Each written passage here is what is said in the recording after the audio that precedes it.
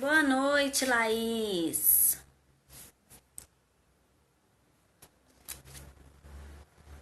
Tudo bem? Estão me ouvindo bem? Boa noite, Marta. Xavier. Que sobrenome bonito, hein, Xavier? Me lembro do nosso Chico. O som tá bom? Ai, que frio. Que bom. Boa noite, Neuziane. Tudo bem?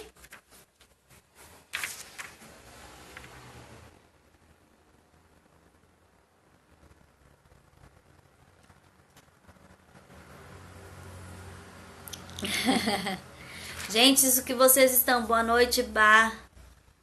Isso que vocês estão vendo aqui no meu nariz, tá? Não é o nariz do palhaço, não é a rena do Papai Noel, é uma espinha gigante, dolorida, que está nascendo na ponta do meu nariz. Tá ó. Nó. Tudo bem? Só esperar um pouquinho para ver se mais alguém vai entrar, pra gente começar a ver mais perguntas do nosso querido Kardec a outro espírito que acabou de desencarnar, e eles evocaram esse espírito para saber, né, algumas coisas do outro lado. Boa noite, Priscila.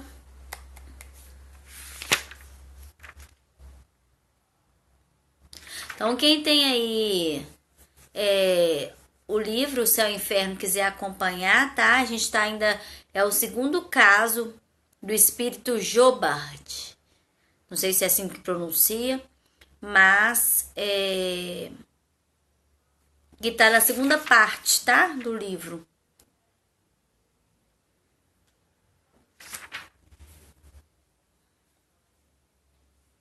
Deixa eu ver o horário. Esperar mais um minutinho.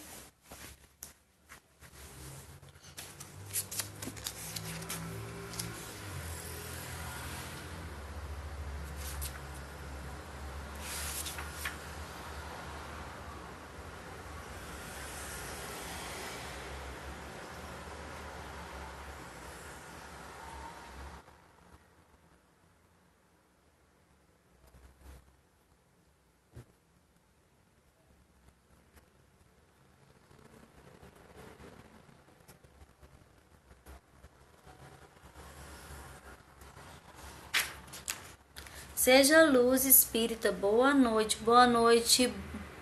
Como que eu falo, gente? Borregocans. Boa noite.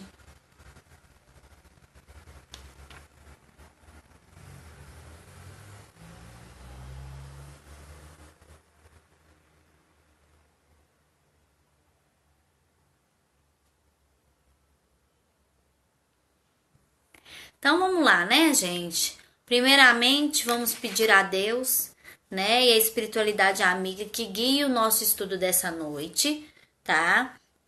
Agradecer a companhia dos encarnados e desencarnados que possam estar presentes, tá? Eu quero agradecer a espiritualidade e pedir que nos oriente, né? Sempre. Boa noite, Espiritismo e Meio Ambiente. Tudo bem? Então vamos lá, né? Hoje a gente vai ler aqui o relato. Boa noite, Luciana. A gente vai ver o relato, tá? Do Jobard, que é um diretor do Museu da Indústria de Bruxelas, que desencarnou por um acidente cerebral, né? Vascular cerebral, em 1861, e ele tinha 69 anos quando ele desencarnou. Aí, o que acontece? Eles iriam evocá-lo, né, no dia 8 de novembro. Mas o próprio espírito se antecipou à evocação de Kardec e da sua equipe e deu espontaneamente a seguinte comunicação. Ele escreveu assim: estou aqui. Eu a quem vocês iam evocar, manifestando-me por este médium que até agora tenho solicitado o seu auxílio sem lograr sucesso. Desejo, antes de tudo, descrever as minhas impressões por ocasião do desprendimento da minha alma. Senti um choque indescritível. Revi subitamente o meu nascimento, a minha juventude e o meu envelhecimento. Toda a minha vida se apresentou nitidamente na minha memória. Então, olha só, gente, mais um espírito, né, que nos revela que no momento do desencarne, o nosso filme, a nossa história passa toda, né, na nossa memória. Então, mais uma vez eu pergunto, que história, que filme que a gente quer ver quando a gente desencarnar, né? Mas eu não quero ver as coisas negativas que eu fiz. Não tem jeito, fez, vai se apresentar, mas as coisas positivas também, né? Então, o filme que se apresenta no momento do desencarne é o de toda a nossa encarnação, tudo que a gente fez, né? E isso não tem como correr, não tem jeito. Boa noite, Jamile, Ana, Luciana. Aí eu vou continuar aqui. Ele fala assim: eu sentia tão somente o desejo de me encontrar nas regiões elevadas pela nossa querida doutrina. Depois toda essa agitação serenou. Eu estava livre e o meu corpo permanecia inerte. Ah, meus caros amigos, que prazer se experimenta sem o peso do corpo. Que alegria poder abranger o espaço. Mas não acreditem, no entanto, que eu me tornei de repente um eleito do Senhor. Não, eu estou entre os espíritos que, tendo aprendido um pouco, ainda têm muito a aprender. Não demorei a lembrar-me de vocês, meus irmãos de auxílio, e reafirmando toda a minha simpatia, envolvo a todos nos meus melhores votos. Querem saber quais foram os espíritos que me receberam? Quais foram as minhas impressões? Pois bem, meus amigos, foram todos aqueles que evocamos, todos os irmãos que trabalham conosco. Eu vi o esplendor, mas não posso descrevê-lo. Dediquei-me ao trabalho de discernir o que era verdadeiro nas comunicações, pronto a rejeitar tudo o que estivesse errado, pronto a ser o cavaleiro da verdade no outro mundo, assim como fui na Terra. Então, o que acontece, né? Quando ele despertou, ele se encontrou, né? Teve o mérito, o merecimento de ser recebido por aqueles espíritos no qual ele sempre trabalhou na reunião mediúnica, né, no auxílio ao próximo, aos irmãos encarnados e desencarnados, e ele teve essa oportunidade de encontrar com essas pessoas quando ele desencarnou, né? E isso ele fala que ele teve o discernimento de ver o que era verdade e o que não era, né, nas comunicações. E aí Kardeczinho começa o seu questionamento. Ele pergunta o seguinte: quando estava encarnado, o Senhor nos recomendou que o evocássemos.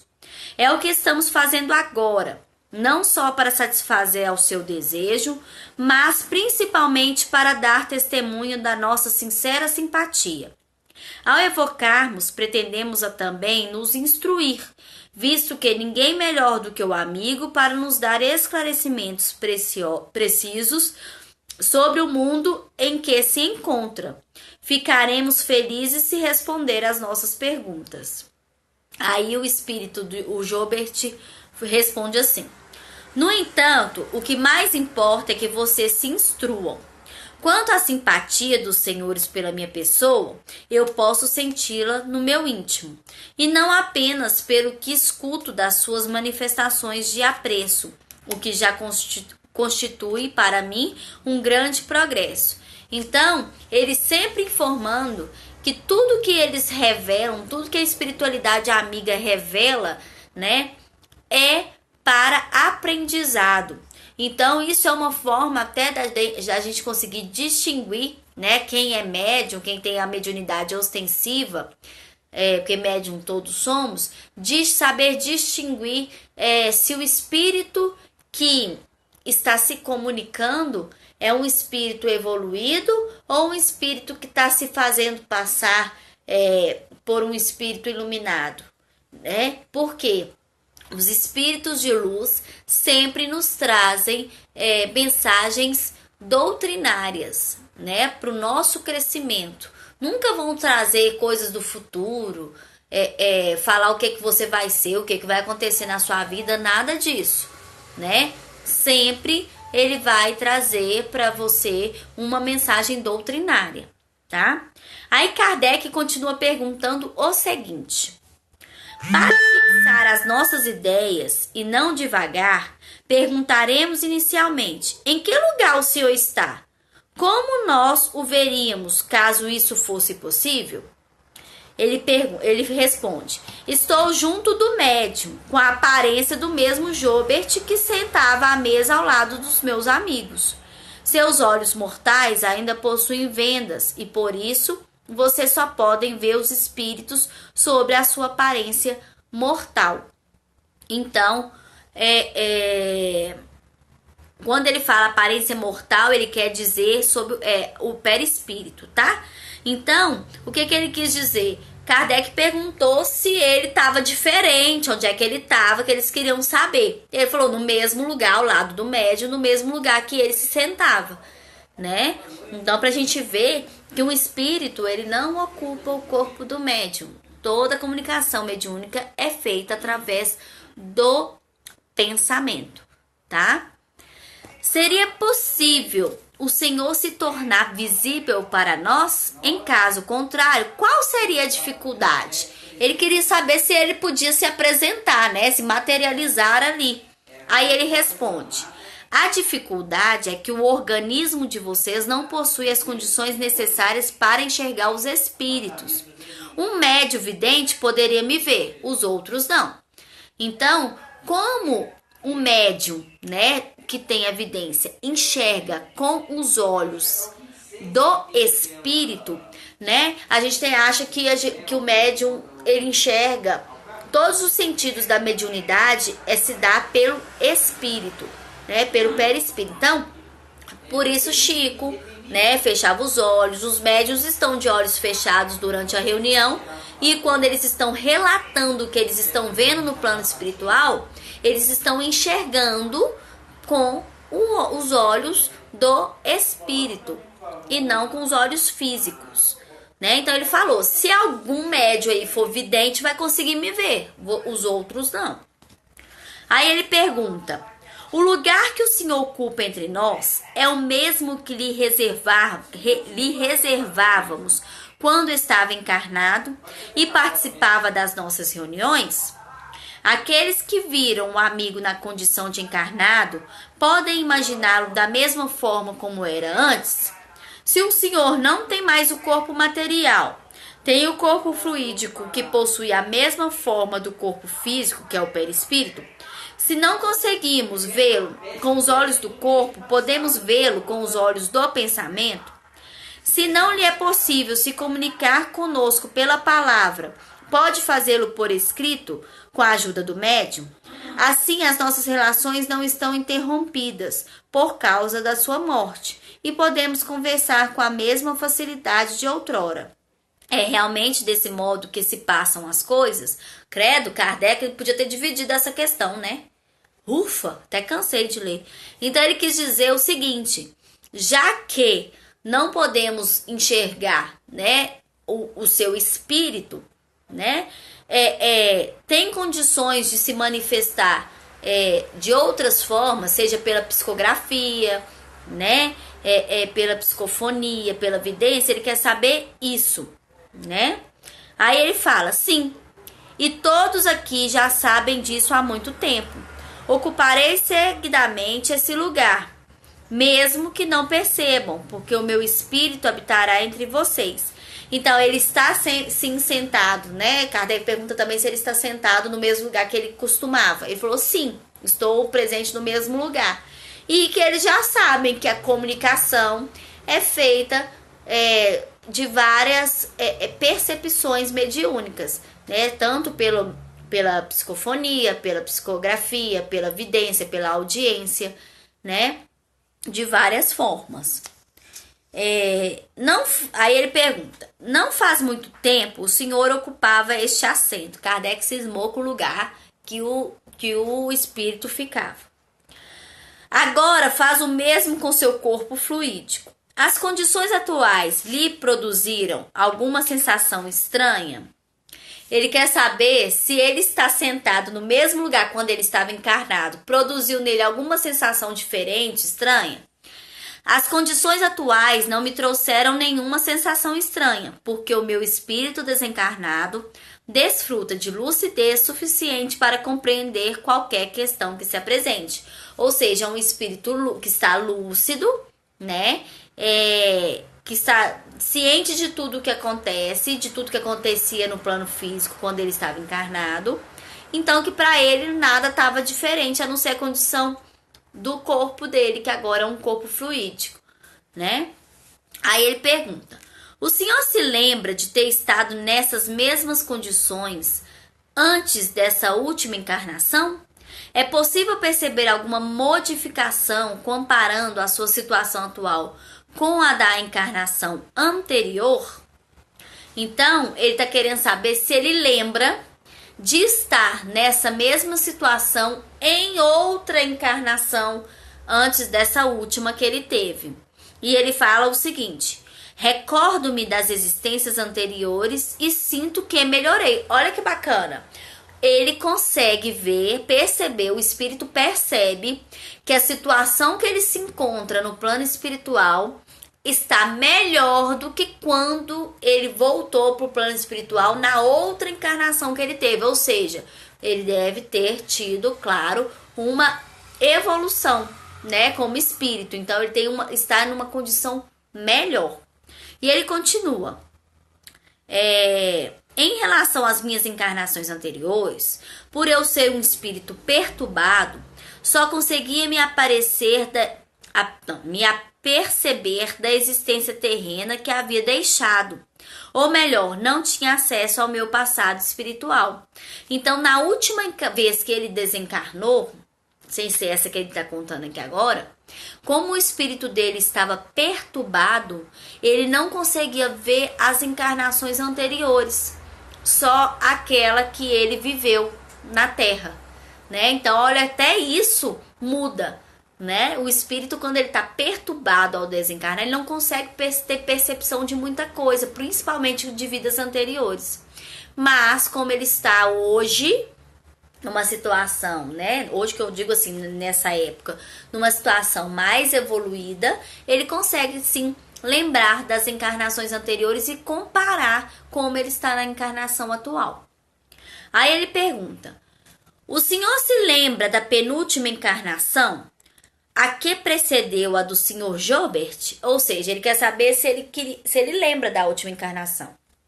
Da penúltima. Ele fala assim: na minha penúltima existência, eu fui um operário mecânico atormentado pela miséria e pelo desejo de aperfeiçoar o meu ofício. Como Jobert, realizei os sonhos desse pobre operário. Agora louvo a Deus, cuja bondade infinita fez germinar a pequena semente que ele havia depositado em meu cérebro. Olha, gente, presta atenção. Olha só.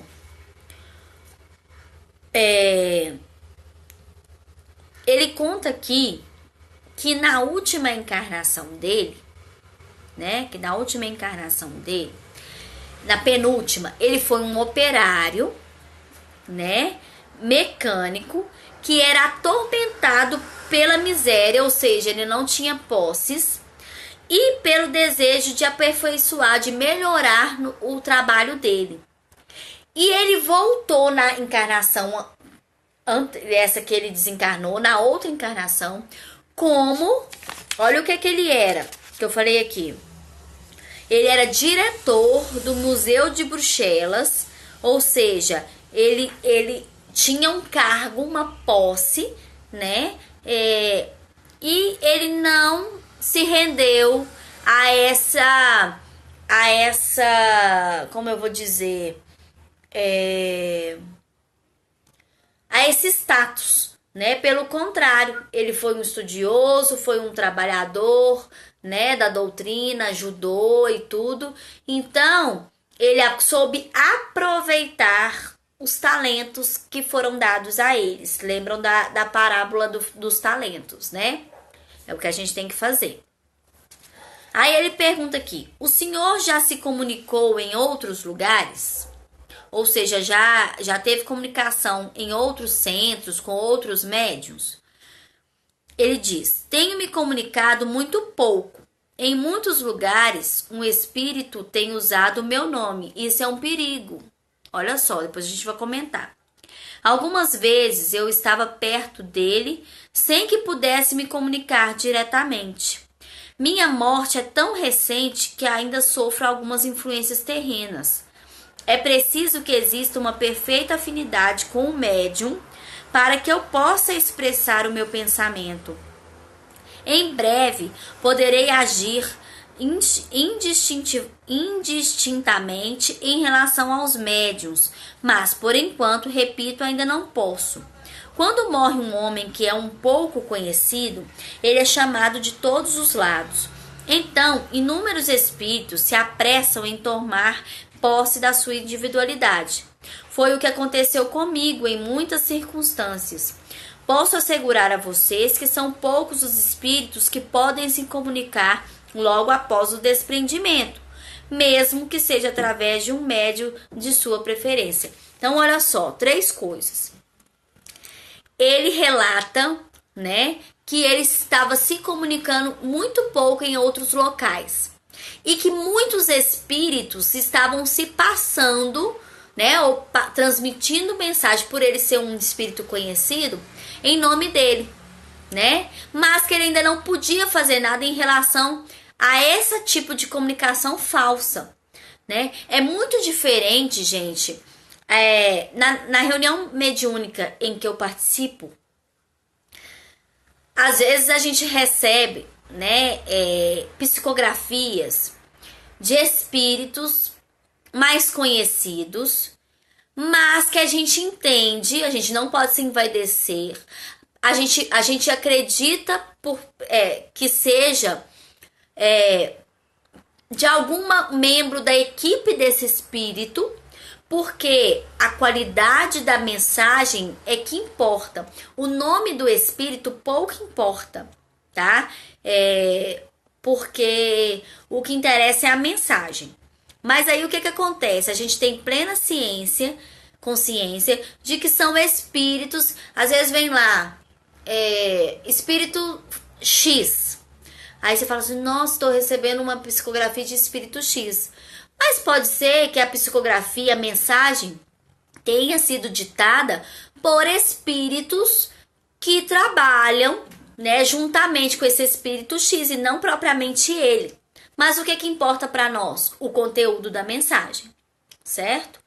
E outra coisa, eu lembrei agora de Chico, né? Chico, antes de desencarnar, deixou um código eu não sei ao certo se com 3 ou com 4 pessoas da confiança dele, para que esse tipo de coisa não acontecesse, né? Para que outros médiuns em outras casas ditassem mensagens falando que recebeu essa mensagem de Chico, né? Como aconteceu, já teve algumas casas e alguns espíritos que falaram que receberam mensagem de Chico, sendo que nem as pessoas mais próximas de Chico, das quais ele deixou o código, né, para reconhecer e validar a mensagem dele, nem Chico, nem essas pessoas receberam, né? Então, isso é muito sério, né? A gente tem que ter muita consciência de que o conteúdo da mensagem interessa mais do que quem manda a mensagem. É aí que a gente consegue também distinguir o tipo e a classe de espíritos que estão se comunicando, né? E outra coisa, igual ele fala aqui, posso assegurar a vocês que são poucos os espíritos que podem se comunicar logo após o desprendimento, mesmo que seja através de um médium de sua preferência. Às vezes eu vou vou desencarnar, né? E tem um amigo médium que eu confio, que eu gosto. Não é porque eu desencarnei que eu vou conseguir comunicar com aquela pessoa porque eu tenho afinidade. Não, porque às vezes eu tô numa situação que eu ainda não tenho condições para isso. Entendeu? Aí ele segue o seguinte: o senhor consegue ver os espíritos que estão aqui conosco? Consigo ver principalmente Lázaro e Erasto. Depois, mais afastado, o espírito da verdade, que paira no espaço. Olha, gente. Vejo também uma multidão de espíritos que cercam a todos, e eles são solícitos e benevolentes. Fiquem felizes, meus amigos, porque boas influências defendem vocês das calamidades que o erro o proporciona. Ou seja, ele conta as pessoas que eles viram, inclusive o espírito da verdade, né?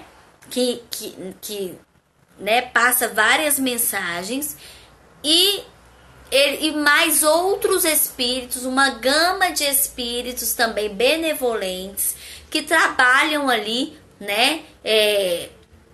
Durante a reunião mediúnica e fora da reunião mediúnica, que o trabalho da espiritualidade não para, né? E ele fala da importância de uma reunião séria, de uma reunião mediúnica consistente, com pessoas voltadas para o bem, com o mesmo objetivo de ajuda, né? Por quê? Porque o centro e a casa espírita e esses médiuns ganham toda uma proteção para que não caiam, né, em algum erro, ok?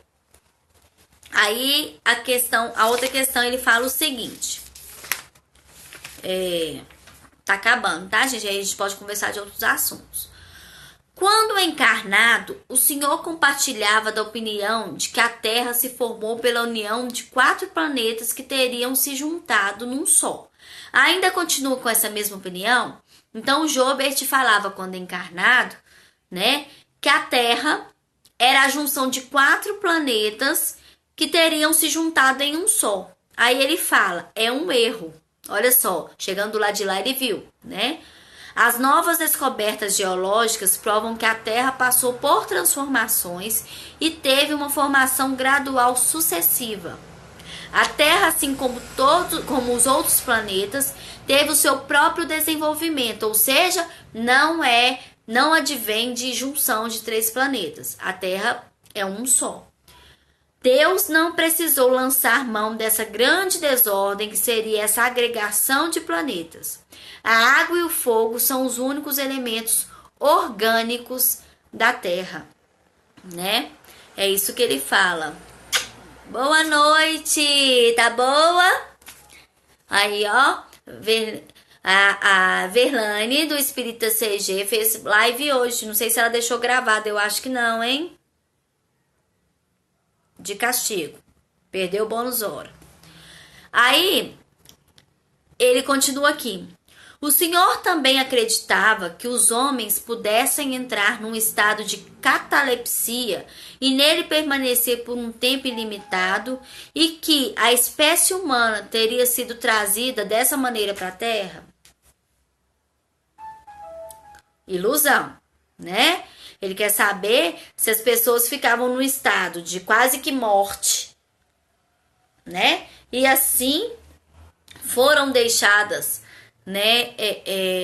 Foram trazidas para a Terra para que reviver. Aí ele vai falar, ilusão da minha imaginação, que ultrapassava sempre o objetivo. A catalepsia pode ser longa, mas não tem duração indeterminada. São tradições, lendas exageradas pela imaginação oriental. Meus amigos, eu tenho sofrido muito com as ilusões que o meu espírito alimentou. Ou seja, às vezes a gente alimenta umas coisas na cabeça da gente e quando chega do lado de lá a gente vê que é totalmente diferente, né? E ele, não, ainda mais na época dele, né? Tinha umas ideias maluquetes lá e ele chegou do outro lado e viu que não era desse jeito. Ele continua, não se iludam a tal respeito. Eu estudei muito e posso dizer que a minha inteligência apta para assimilar esses vastos e diferentes estudos, havia trazido da minha última encarnação o gosto pelo maravilhoso e místico, absorvidos pelo conjunto de crenças extraídas da imaginação popular. Ultimamente, tenho me ocupado pouco com as questões puramente intelectuais, no sentido em que vocês as consideram.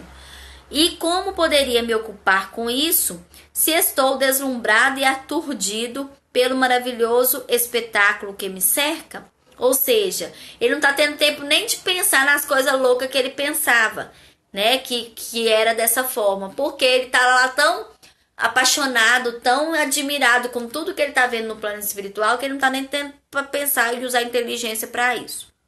Somente o vínculo com o espiritismo, mais forte do que vocês podem imaginar, é capaz de fazer o meu espírito voltar para esta terra que deixei. Não direi com alegria, porque estarei faltando com a verdade, mas com uma satisfação muito grande por estar livre. Então, o que ele está lá tão maravilhado de estar no plano espiritual, né? Que ele fala que eu não vou mentir, né? Que ele ficar ali alegre de voltar, porque onde ele tá ótimo, né? E muitos médiuns, gente, relatam que quando se desprendem do corpo, né? Quando se afastam do corpo durante a reunião mediúnica, aqueles que se afastam por algum objetivo, eles às vezes o lugar que eles estão é tão bom, tão maravilhoso sentir o espírito livre, que às vezes tem dificuldade de querer voltar pro corpo, né? Porque não desencarnou ainda. Aí ele fala aqui, para finalizar, esse espírito fala uma mensagem assim: sinto-me honrado e agradecido por não ter sido esquecido pelos meus irmãos espíritas. Agradeço ao coração generoso que fez a doação que eu teria feito se ainda estivesse na terra. No mundo em que me encontro agora, não temos a necessidade de dinheiro, de modo que me foi preciso recorrer à bolsa da amizade para demonstrar materialmente que também me comovi com o infortúnio dos meus irmãos de Lyon, acho que é Lyon, né, que fala. Aí ele fala aqui: bravos trabalhadores espíritas, que ardentemente cultivam a vinha do Senhor, vocês devem ter consciência de que a caridade não é uma palavra inútil, pois grandes e pequenos lhes demonstram simpatia e fraternidade. Estão na grande via humanitária do progresso. Que Deus os mantenha nesse caminho e que possam ser mais felizes. Os espíritos amigos irão sustentá-los e vocês triunfarão. Começo agora a viver espiritualmente um pouco mais calmo e menos perturbado pelas evocações constantes que vinham de todos os lados. O modismo também está presente entre os espíritos. Quando a moda de evocar Jobat for substituída por outra e eu tiver caído no esquecimento humano, então pedirei aos meus amigos sérios para que me evoquem. Nessa oportunidade, aprofundaremos questões tratadas superficialmente e este seu amigo Jobat, completamente transfigurado, poderá lhe ser útil. É o que desejo de todo o meu coração. Então, olha que bonito isso aqui que ele falou, gente, que serve para todos nós, trabalhadores da seara espírita, da seara do Cristo, né? Independente se na doutrina espírita ou não, porque tarefa para o Cristo é em qualquer religião, tá? Aí ele fala muito bonito aqui, ó, bravos trabalhadores espíritas que ardentemente cultivam a vinha do Senhor, vocês devem ter consciência de que a caridade não é uma palavra inútil, pois grandes e pequenos lhe demonstram simpatia e fraternidade. Estão na grande via humanitária do progresso. Olha só, o progresso sem a caridade, sem o amor, sem a ajuda ao próximo, não existe, né? A gente evolui à medida que a gente consegue seguir os passos do Cristo, à medida que a gente consegue deixar esse homem velho, ou seja, as nossas más inclinações, tudo que a gente tem de negativo, e partir para um homem novo, partir para novas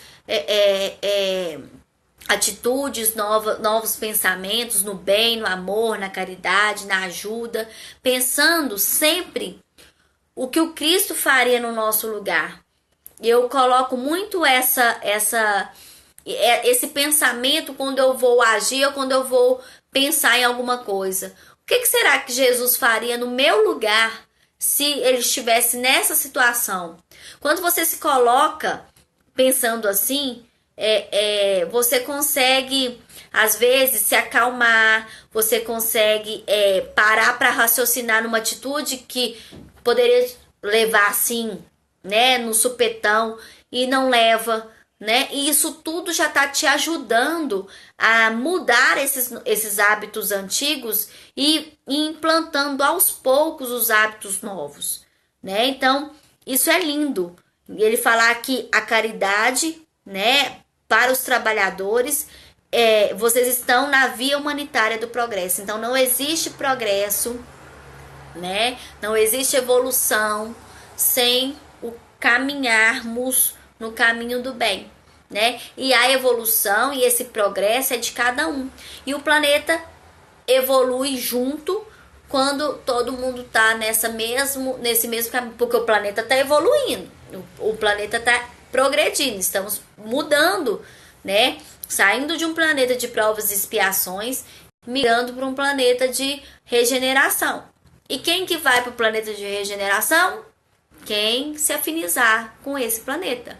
Ou seja, cada um tem que correr aí atrás do prejuízo para que não fique para trás. Não tem que encarnar novamente em mundos mais menos evoluídos, né? Mas não pensem que vocês vão conseguir fazer todo...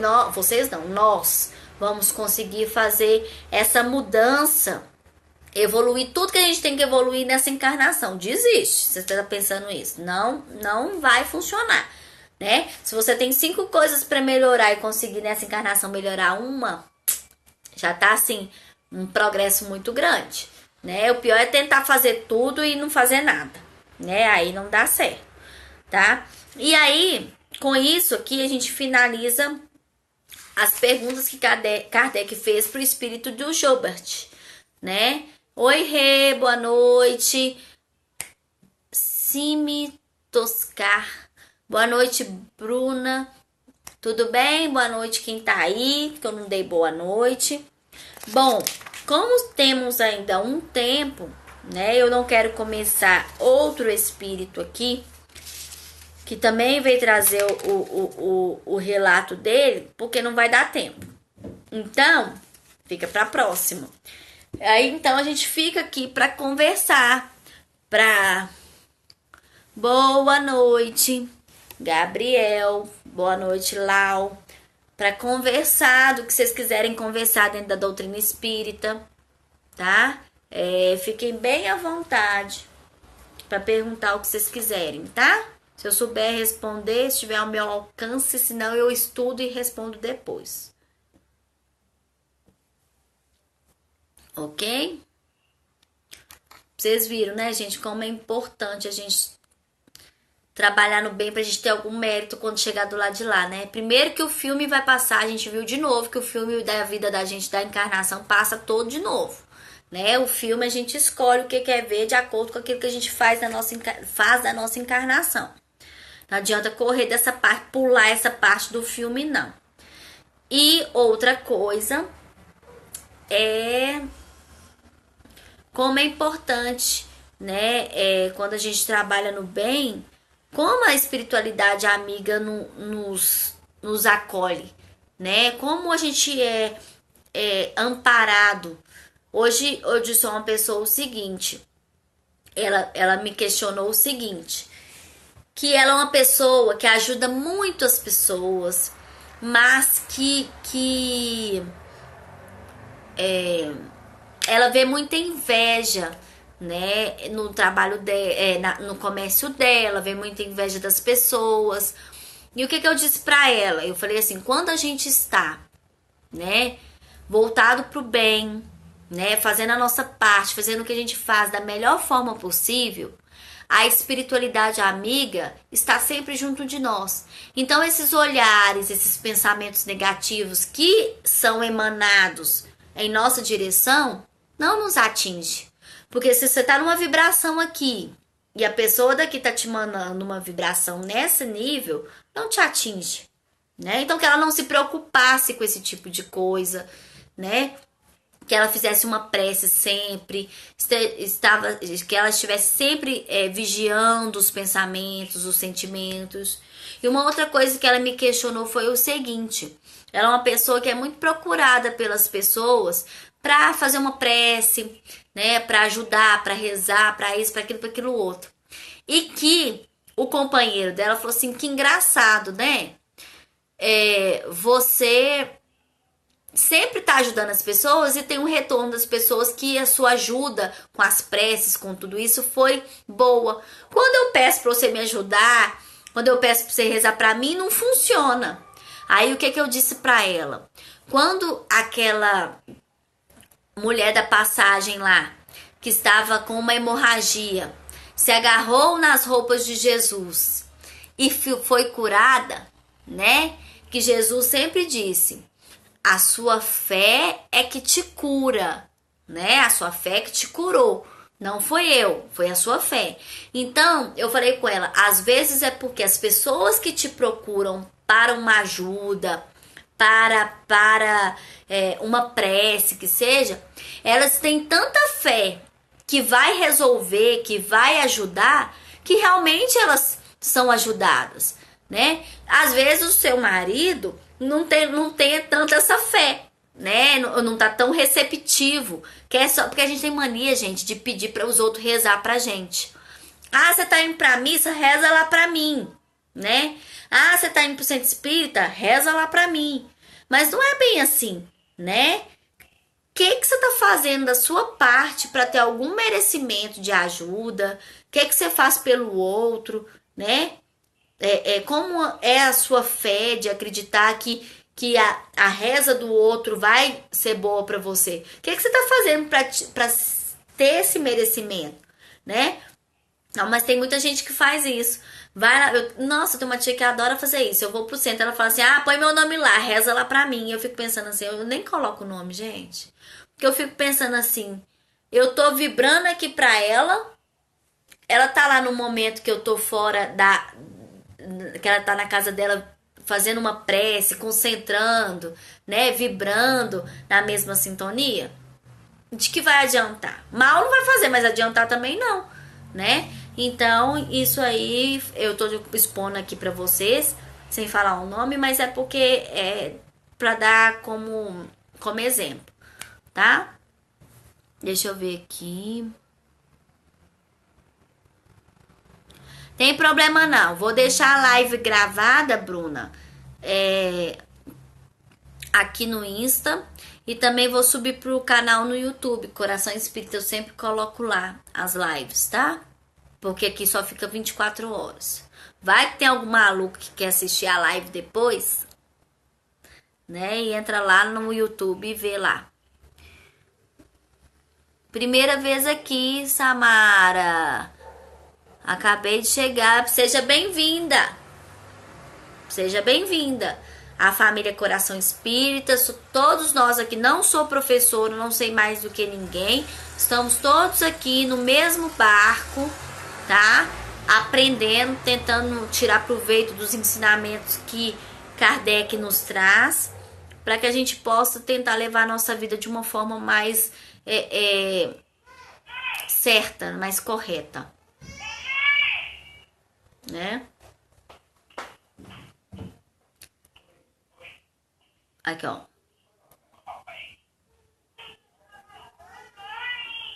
Tudo na vida é fé, né? Mas lembrando, Bruna, porque eu não sei se eu vou falar certo. A fé sem obra é morta. É uma coisa assim? Eu acho que é. O que quer dizer com isso? Que não adianta a gente ter fé também, ficar meia hora ajoelhada rezando, né?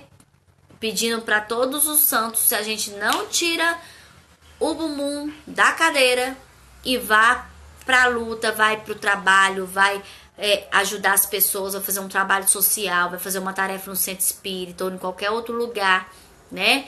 Se a gente não buscar, né, o caminho do bem e do amor, de nada adianta a gente ficar só pedindo, só rezando, né? A gente tem que se movimentar também.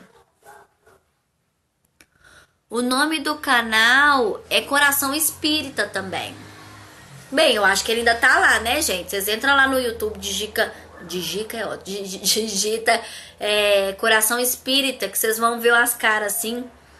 A de hoje com um nariz de rena de Papai Noel.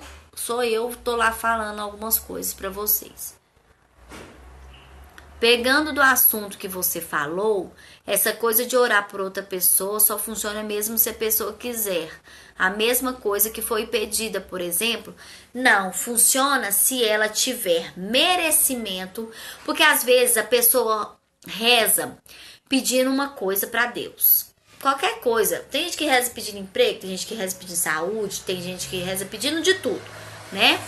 Mas, o que vai acontecer?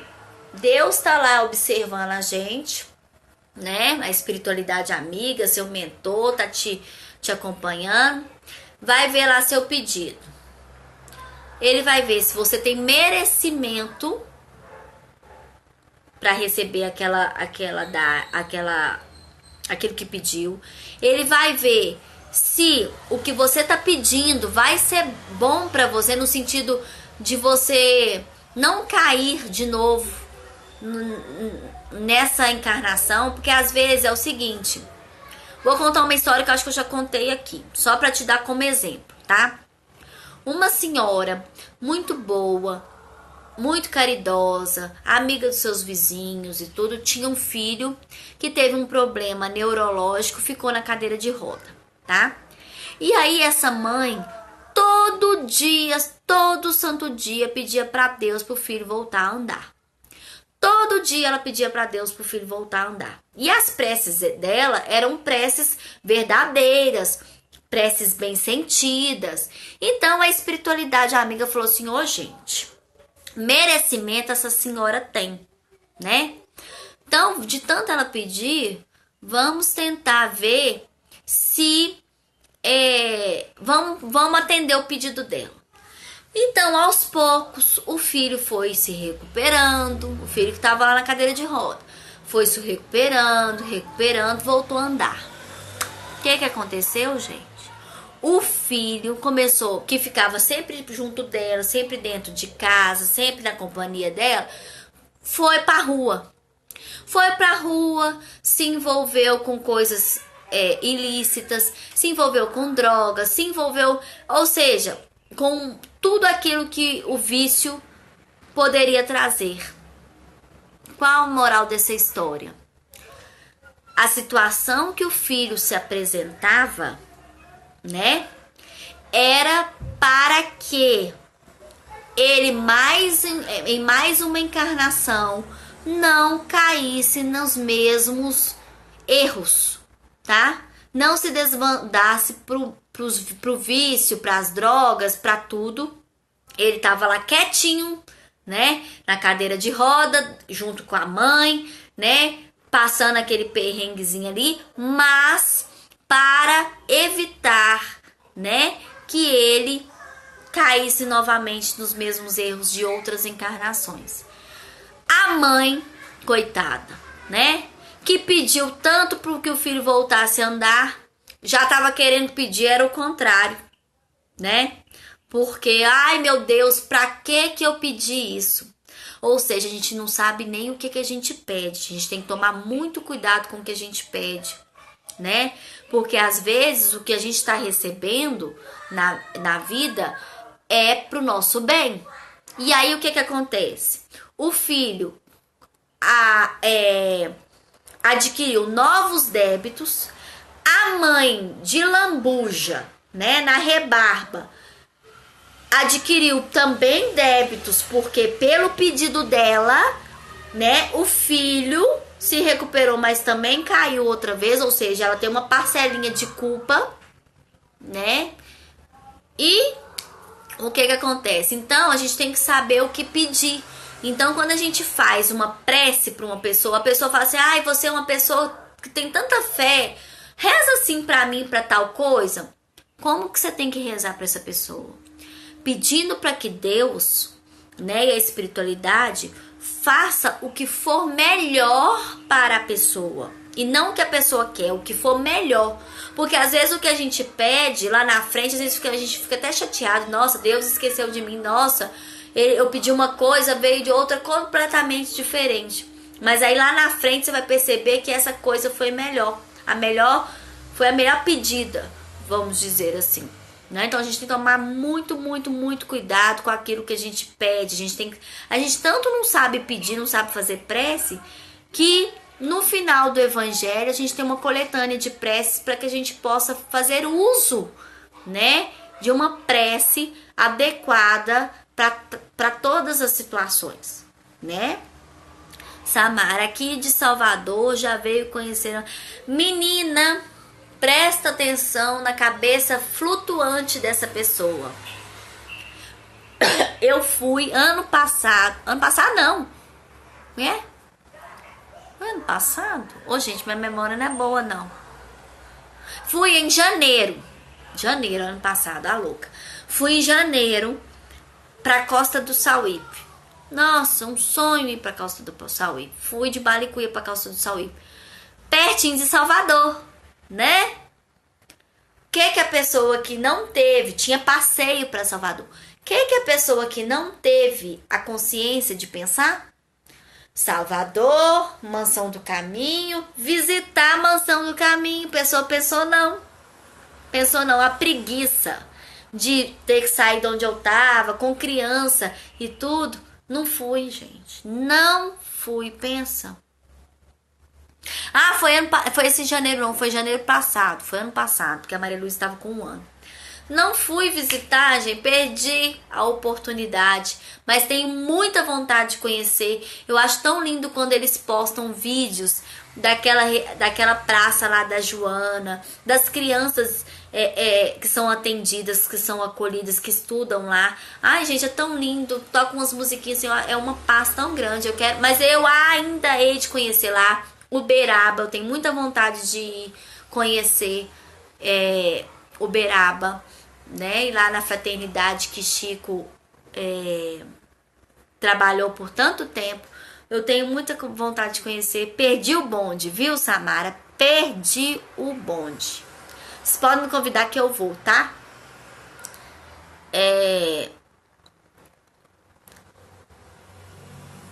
Pessoal do Jeif, olá, boa noite. Pergunto porque por muito pelo meu ex-noivo, para que ele ache um emprego e se ajeite à vida. Essas coisas, entende? Sim, entendo. E não tem problema nenhum você pedir para que a pessoa tenha uma condição, né? Consiga um emprego, qualquer coisa você pode pedir. Mas sempre lembrando de pedir para que Deus faça o que for melhor para ele. Porque se ele tiver mérito, porque tudo na nossa vida é assim, gente. As coisas que tem que vir para nós, as coisas que são para nós, vão arrumar um jeito de chegar até nós. Então, quando as coisas, eu sou muito daquela de deixar as coisas fluindo. Quero fazer uma viagem. Começa as coisas a dar errado, não vou. Porque quando tem que acontecer, as coisas vão fluindo. Aquelas coisas muito empacadas, eu não sou de ficar persistindo. Eu penso do seguinte, se não está acontecendo é porque não é pra mim. Entendeu? Então, sempre que eu vou pedir por emprego, pedir por qualquer coisa, eu sempre peço que seja feita a vontade de Deus e o mérito da pessoa, né? Muita obra, muita obra. Elaine, boa noite. Elas Thelmas, boa noite. Gê, boa noite. Ninha, boa noite. Oi, oi. Maria de Fátima Filha, boa noite. Gabriel. E é assim que a gente vai levando a vida, né, gente? A gente tem que estar sempre pensando que Deus faz tudo, que Jesus está no leme, que Deus faz tudo na nossa vida de acordo. Ele sabe, conhece tudo, né? Conhece tudo sobre cada um dos seus filhos. E ele faz tudo que foi primeiramente programado no plano espiritual quando a gente vê as nossas escolhas, que a gente não lembra, né? Aí depois a gente reclama. E também faz tudo, né, de acordo com o que vai a gente tendo que passar, né? E o que basta a gente viver o presente, esquecer as coisas negativas do passado, porque excesso de passado traz depressão, e pegar o que foi de aprendizado e bola para frente. Bruna, que Deus faça sempre o melhor. Foi difícil de entender, mas agora estou entendendo que as coisas ruins acontecem para o nosso bem também. Muito obrigada pela atenção e pela explicação. Sim, as coisas ruins que a gente enxerga como ruim na nossa vida, né, Bruna? Elas servem para o nosso aprendizado. Às vezes tem uma coisa que pra gente ver qual que é a nossa fé, como anda a nossa vontade de fazer, de melhorar, né? Às vezes acontece uma coisa com a gente pro nosso crescimento, às vezes não sempre pro nosso crescimento. Então a gente tem que aprender a lidar com essas situações também, enxergar o lado positivo dessas situações. A partir de hoje farei sempre nas preces sobre o merecimento. Sim, é igual quando a pessoa tá para desencarnar, tá numa situação de leito de morte, de uma coisa assim, e a gente fica rezando para que a pessoa melhore, né? Para que a pessoa melhore. E a gente tem que largar de ser egoísta, porque às vezes a pessoa que tá ali, por mais que seja uma pessoa muito querida no nosso coração, ela está sofrendo. Então a gente sempre tem que pedir para Deus para que faça o melhor para ela, para a situação dela, né? E não para nossa, porque nós estamos aqui com saúde, a pessoa tá lá sofrendo, né? Se for para ela melhorar, ok, maravilhoso. Se for para ter alguma sequela, é porque Deus quis assim. Se for para desencarnar, voltar para o plano espiritual, também foi porque Deus quis assim, né? Jamile, muitas vezes a ajuda que pedimos vem de uma forma que não imaginamos, mas que é a que precisamos. Exatamente isso, Jamile, concordo, é isso mesmo. Né? A gente pede, vem de outro jeito, mas o outro jeito é o jeito que a gente precisa, né? Para crescer, para evoluir, para ser diferente, para buscar, para correr atrás, né? Então é isso mesmo, perfeito. Hoje, uma menina aí, vocês devem ter visto porque ela escreveu a mensagem. Ai, peraí, minha pena deu cãibra. Ela escreveu uma mensagem falando que ela estava meio deprimida, né? Que aconteceram algumas coisas com ela. E que ao passar numa rua tal, né? Ela encontrou com um cachorro, olha só. Depois vocês leem lá. Com um cachorro de médio porte, assim, grande. E que esse cachorro mora numa casa que tem quintal, mas que ele consegue sair ou ela consegue entrar, uma coisa assim. Mas ela nunca viu os donos desse cachorro. E toda vez ela não via comida, não via água lá para esse cachorro. E toda vez que ela passa lá nessa rua, esse cachorro tá lá e parece que a convida para estar com ele, sabe? Para brincar e tudo. E nesse momento ela esquece tudo de negativo. Ela melhora o astral, ela melhora o que ela tá sentindo toda vez que ela tem contato com esse cachorro. Então o que eu disse pra ir, que ela tá até esperando para ver se encontra com os donos desse cachorro, que ela quer levar ele para passear. Gente, falta 28 segundos, mas eu volto só pra gente fechar. E aí eu falei pra ela o seguinte, esse cachorro, como, né, Chico também teve a ajuda de um cachorro quando era pequeno, né? Às vezes a espiritualidade mostrando pra ela em outras formas que a vida pode ser mais leve, que a vida pode ser mais simples. Eu volto para acabar de contar a história do cachorro, tá? Porque já me expulsaram daqui. Peraí.